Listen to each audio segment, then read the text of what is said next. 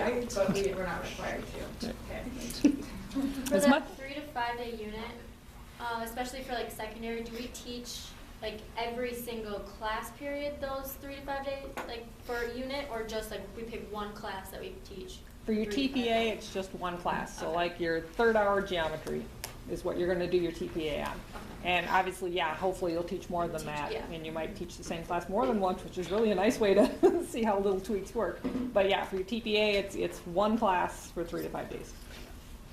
And like Dr. Bonstetter said there, you know, if you get to repeat that lesson, you've already probably had the chance to talk with your classroom mentor. You might have made some adjustments, so you can talk about that in your commentary. So on the fly, between this class and this class, I saw that this did not work. So I made these adjustments before I taught it to the next class. You can put all of that in there, and shows that you're really thinking about the needs of your students. All right.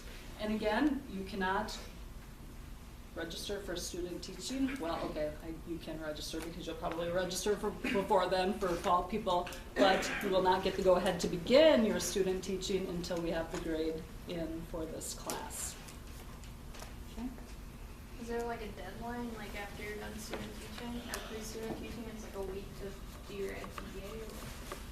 Well, your TPA should be as soon as you can done, because yeah, it's just gonna take that long, because then you have to get it up, your supervisor has to get it, get all that back in before a grade can be posted. And actually, once they turn everything into Amy's office, they scan it to your instructors for your 304 class, and we're the ones who go in and do the grade changes. So all that takes, you know, just a little bit of time to happen, so the sooner the better. So if we're student teaching in the fall, do we still get our placements, like? Yeah, they'll still, Like, if we take, you know, till. yeah, assuming everything else is good, you'll be allowed to register and everything, but you won't be allowed to start till we know it's all set to go. Because every once in a while, people are still taking, you know, LEP 400 over the summer or something else too, and finishing up things in the summer. And so you got to have everything completed and done before you start in the fall. All right. Okay, so university supervisors, again, hopefully you've gotten the paperwork recently, maybe today even, so some of you might not have seen it, but we've got most of the university supervisors assigned, and so we are ready to go. We'd like you to, again, call the university supervisor to make that first contact, okay? That's a professional thing to be doing, and then ask them after that, you know, is it okay if we email? And most of them will be totally fine with email, and that's great. Sorry. They're talking about university supervisors back Yes. there. The university supervisor is a resource for you. This is a person that you can be asking questions, you can be sharing thoughts and ideas with. We try very, very hard to match your university supervisor up with the same, basically, licensure area that you hope to end up with in the end when you've completed all your requirements. And so if you are math, high school math, you're going to have hopefully a math supervisor who can help you. So use them as a resource. Do not be afraid to ask them questions or to run things by. You know, most of them have years and years of experience, and they want to share that with you. That's why they are doing this job. They'll give you cues. They'll tell you things that they're expecting as you go through your pre-student teaching experience. And so just kind of talk with them about that. What are you expecting? I'm going to send my journal to you every single day. Should I expect a response from you each day, or are you going to, you know, touch base with me one time a week? Those are questions that you can be asking them, but they're going to kind of give you the lead as to how you're going to move through this whole experience. They're going to provide feedback to you as you're journaling. You know, they might ask you questions about some of the things that you're saying. They might give you ideas or feedback on other things that you could try as you're moving forward with it. And again, this is constructive criticism. They're offering this because they've been in the classroom. They've had years of experience. They want to share that with you. They also understand that not everything works all the time. So if they give you an idea or suggestion, they're helping you fill your toolbox. Because you never know. I mean, things are different at every school, but it's giving you ideas for that toolbox. So take it as that. And again, the big thing, like I said before, they're helping us to determine whether or not you're ready to move forward and do the whole student teaching experience. So take this very seriously as you're proceeding forward. Any questions on your university supervisor? Yes? Mine was to be determined on my first folder, so when we'll find out about that, are you sending something later? Yep, there should be a second one coming out now, and the to be determined should be replaced with a name. Now, there are a few that aren't completely done yet, so if you even want to hang out afterwards, I can go through and see if you have someone and let you know, so. So is that like mailed to us, or how are we informed about that? It will be going out by mail.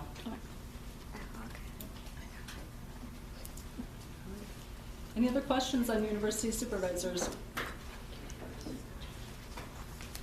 All right. Questions? Still unanswered.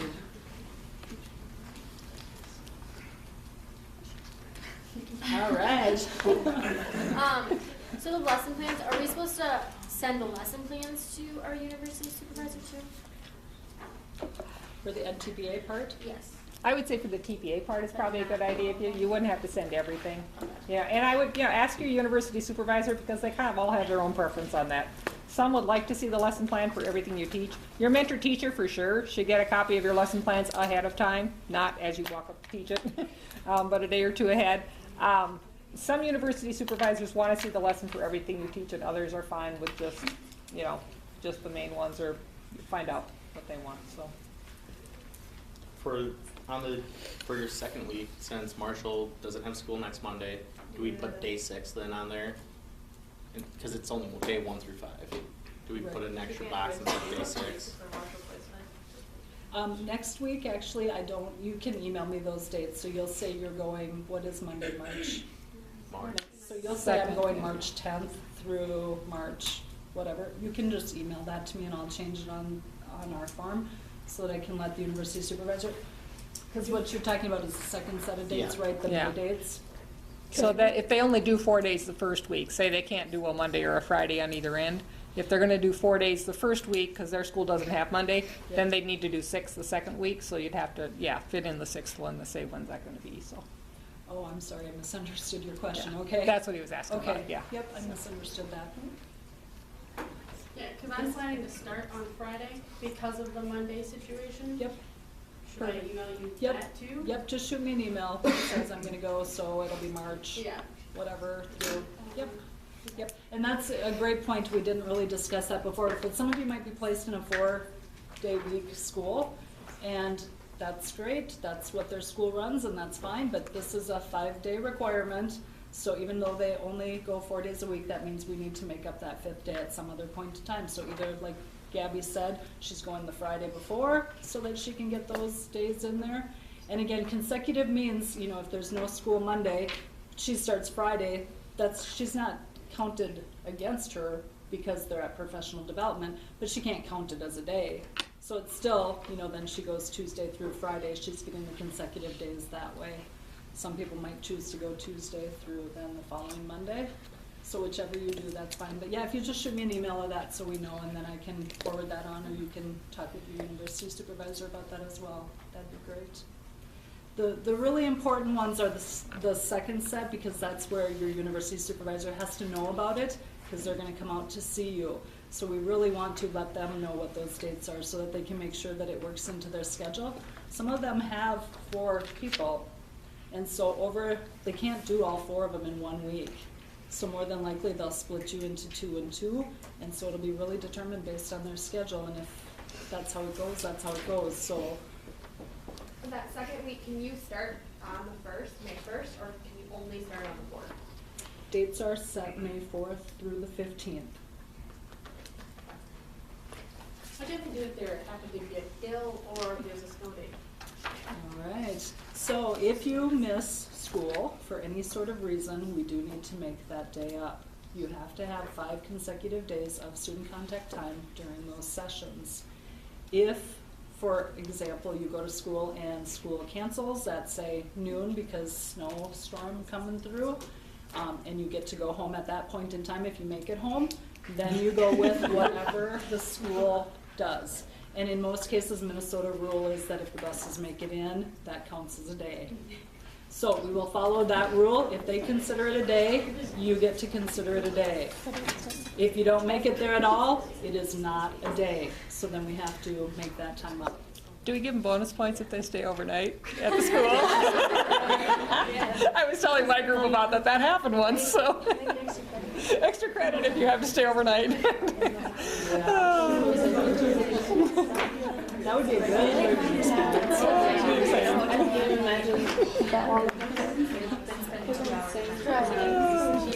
All right, what other questions do we have? So my plan is to go, because I'm here Marshall too, so I'm planning to go the Monday after. But I know my placement teacher is going to be gone. Do I just let my supervisor know that he's going to be gone? Yes. Okay. Yeah, you can go ahead and finish these with a sub. You know, it doesn't have to be your regular mentor teachers there. A sub is perfectly qualified to supervise you too, so.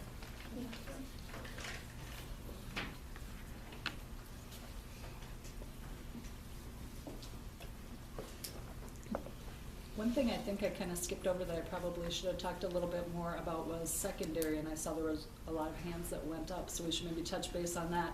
With your NTPA secondary people, whichever band you've been placed in, and Faye might want to jump in and talk about this part, but if you're listed as middle school, right, or you're listed as high school, whichever one, your NTPA needs to be completed in whichever one is listed on your sheet, because she needs to make sure that she can show through the Board of Teaching that you've met all requirements for your whole level across there. So in some of the schools I know you might end up where you're in a 7-12 school and you're kind of moving with the Phi Ed teacher all the way through all the grades, right? Which is totally fine, but if yours says middle school, we want to make sure that what you've done is in that middle school age range there. Does that make sense? Okay. Also make sure when your university supervisor observes you teaching and when they complete your final evaluation, that it is listed as, if you're supposed to be in middle school, that they've observed a grade 7-8 lesson, and that when they write that evaluation, they're basing it on observing that grade 7-8 lesson, if that's where you're assigned. So pay attention to what it says on your placement sheet, because I've been very specific about that, and for the reason of I don't want you to have to make anything up. I want you to be set to get your degree when you're done. So that's my main goal, is to make it right for you. So please pay attention. If you have any questions, just stop in and ask one of us. All right, what else? So, like, well, a lot of LM majors in here haven't got their university supervisors. Should we stay? Sure, you can hang out. We'll have to actually run downstairs because my list is down there, but yep. Yep. I have kind of a silly question. No question is a silly question. Do we kind of like, in May, do we build off of what they're teaching? Or is it completely, because like my placement, they don't go off curriculum. And it's really strange. Okay. So I don't know. This is a great question. So basically, that's why you want to use your time next week to kind of make that contact. So what do you think would be a good topic for me to be doing my FTPA on when I come back in May? In most cases, they're probably going to say to you, I don't know, can we touch base when it gets closer? Because again, you know, weekly, your lesson plans change based on weather, based on, you know, kids being sick in your classroom. So more than likely, that's what they're going to say. Can we touch base a little bit before that to determine it at that point in time? And that's totally fine. The most important thing you want to do is make sure it's aligned to standards. Okay, so you've got to have that hooked into there.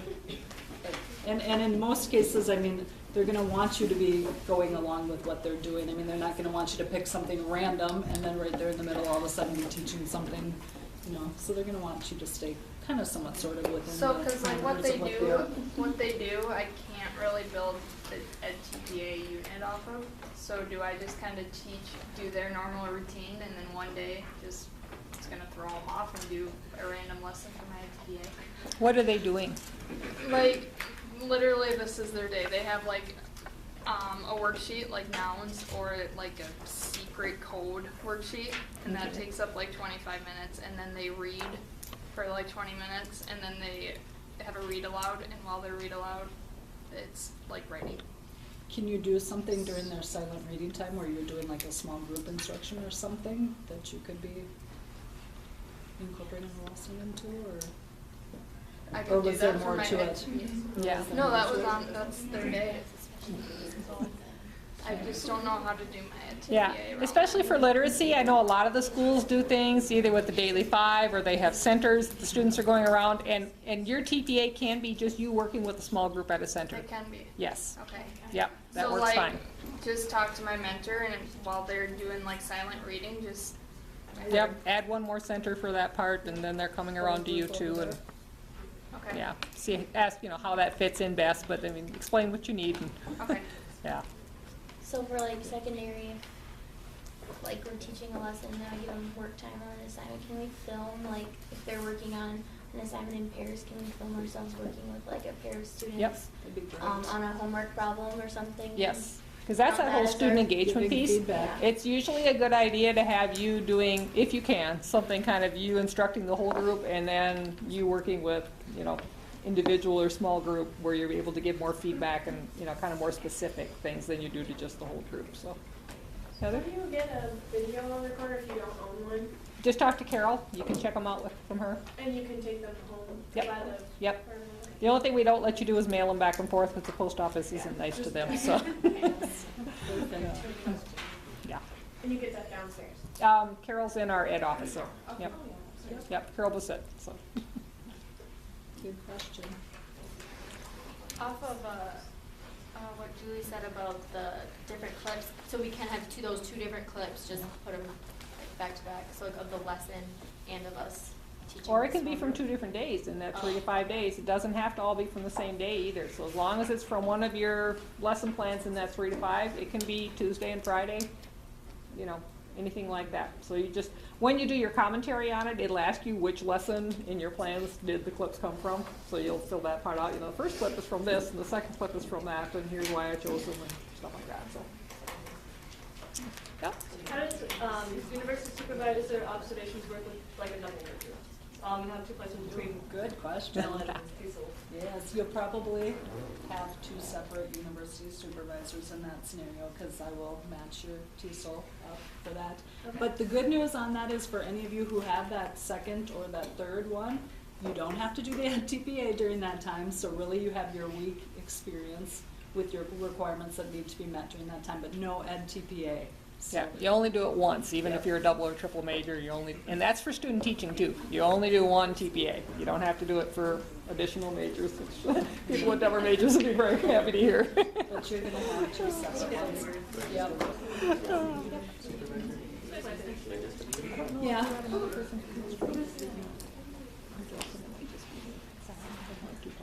Any other questions?